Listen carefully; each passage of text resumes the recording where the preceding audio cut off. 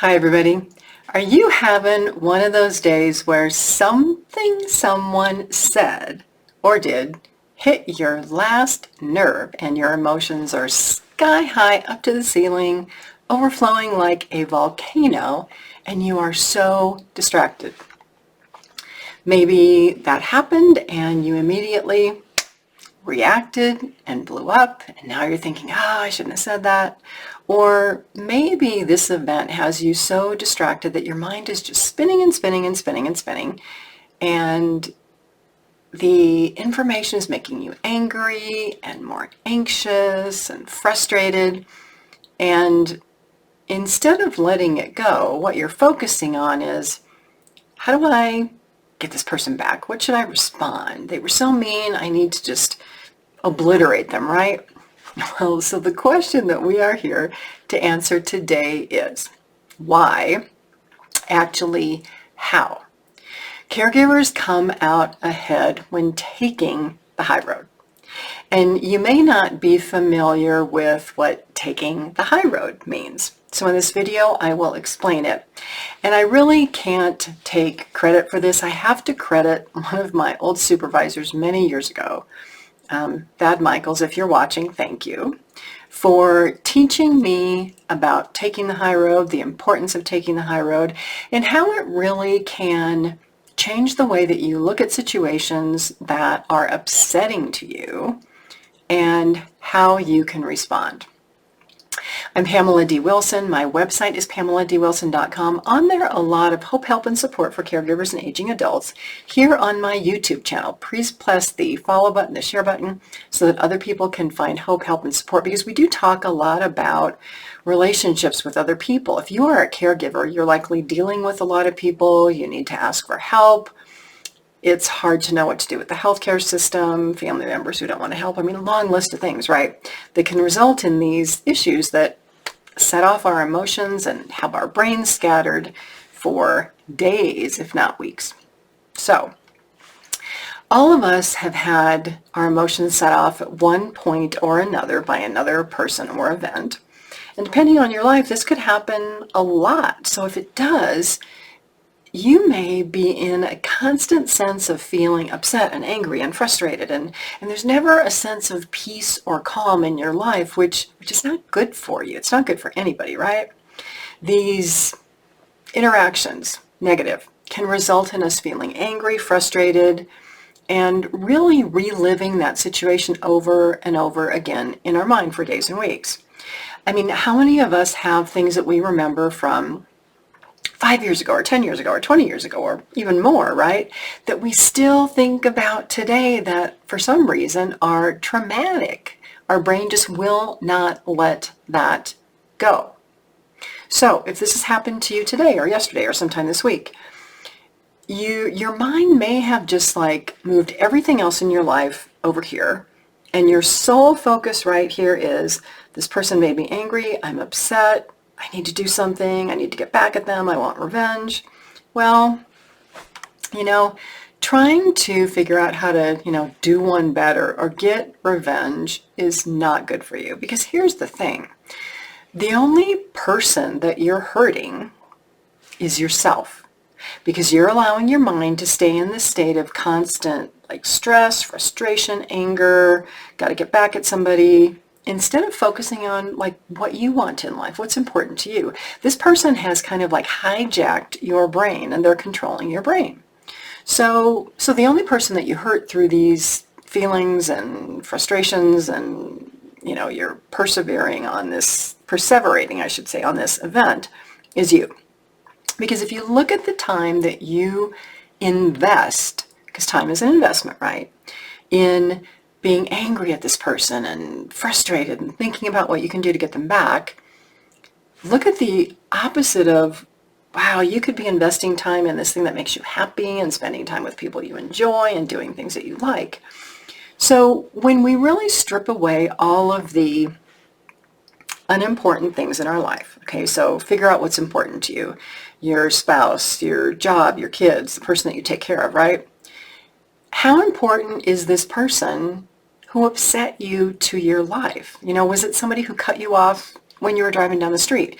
Do you have this crazy neighbor living next door that does all kinds of things that just frustrate you?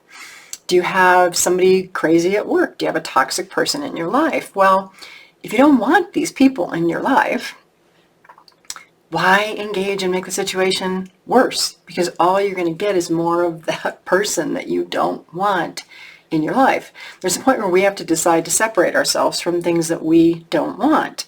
And if you don't want toxicity, don't participate in toxicity.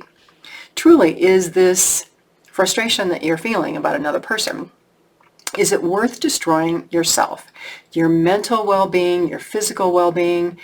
Is it worth ruining a relationship or throwing away all this hard work that you have done to get this far because you're going to allow this person to derail your life? So the question to ask is, do you really want to give this person or this event that much power and control over your life? Or do you want to be the person in control? Do you want to be the person with all the power? That is a choice that you can make by wrapping your head around taking the high road. So, what is the high road? The high road is a mental attitude. It's an outlook that means that you are not going to get down, as my old boss said, you're not going to get down in the mud and sling mud and fight with other people, because when you lower yourself to that level, to the level of another person who's nasty or mean or angry, or who lacks emotional control or maturity, or honestly, maybe they're mentally ill or they have a substance abuse issue. Do you really want to lower yourself to their level? Because if you do, that's where you're going to stay. And it's going to be really hard to climb back up to where you were before. Why let other people drag you down to their level? You don't want to do that. It's like, heck no, hell no. Because what happens is you then become the crazy neighbor, the crazy person, the toxic person, the person who can't get along with others, the person who has a bad reputation. It can affect your work life, your personal life, your friends, everything. People look at you then like you're the one who caused the issue in the first place because you allowed yourself to get hooked or trapped by the behaviors of another person. So, here's the high road. So instead, when something happens that turns into one of those days, right? Chalk it up to one of those days and stop and ask yourself, is this emotion about me? Are these my emotions, right? Or is this the emotion of the other person and what's going on in their life and their problems that they choose not to deal with? So they feel like they have to take it out on somebody else. They have to hurt somebody else. Hurt people hurt other people. Don't be the hurt person. So realize that it's probably not about you. Unless, of course, you're the person who's taking your emotions out on other people, then, yes, you're the crazy person. If that's the case, then our only hope would be that the other person takes the high road and doesn't react back to you. That's a blessing. So let's look at the benefits of taking the high road, which means that you're not going to react in a negative manner. Instead, you are going to be graceful. You will be professional. You will be very intentional in your actions. And you're going to be thankful that you're not that other person, that you don't have their life, you don't have their problems, and you certainly don't have their emotional lack of control. You don't allow your mind to blow up what happened, right? To make it this huge sized problem that you feel like you have to deal with. You don't have to take on other people's problems, especially other people that aren't in your life regularly or you don't want in your life. Or you maybe see them once every 6 months, right?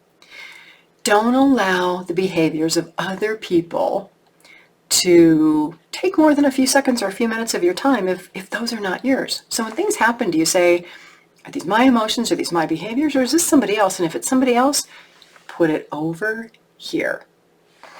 Be the good guy. Be the good woman. Let the person who offended you or attacked you. Let them be the bad guy. Let them be the villain in the story. You don't have to be that person. But here's the difficult part.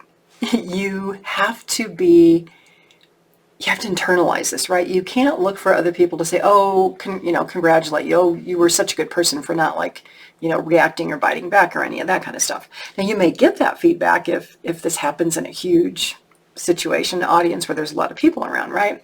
But the self-satisfaction from taking the high road has to come from yourself. And it will with practice. It will raise your self-esteem. It will make you feel better about yourself.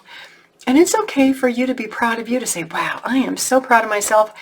I didn't let that person get the best of me. I didn't react to that person. I'm not going to go down to their level. I am better than that. And if somebody tries to bait you, to say, why didn't you react? Or, wow, that person said a bunch of bad things about you. Say, you know what? I'm choosing to take the high road. There's no point in giving my attention to something that I don't want in my life, or something that, I just don't need. I don't have anything to say about that. I got no comment. So if today is one of those days, if yesterday is one of those days, tomorrow might be one of those days.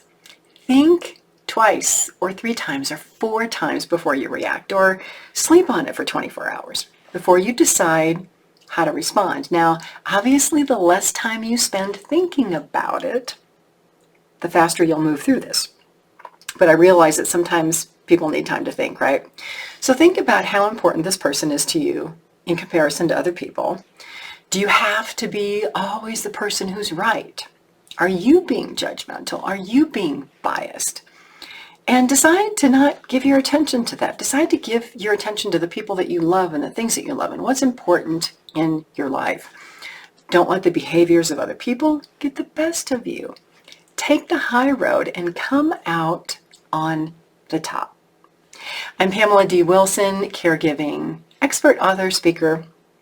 Please like and follow my YouTube videos. There are a lot of people looking for hope, help, and support. Also visit my website, PamelaDWilson.com, my online course, my podcast, The Caring Generation, articles, blog, all of that is there. I also have a support group on Facebook. It's called The Caregiving Trap. You can go there, search for it, and request to join. There are amazing people from all over the world and all ages and all situations in that group. God bless you all. Have a great day until we see each other again, especially if it's one of those days.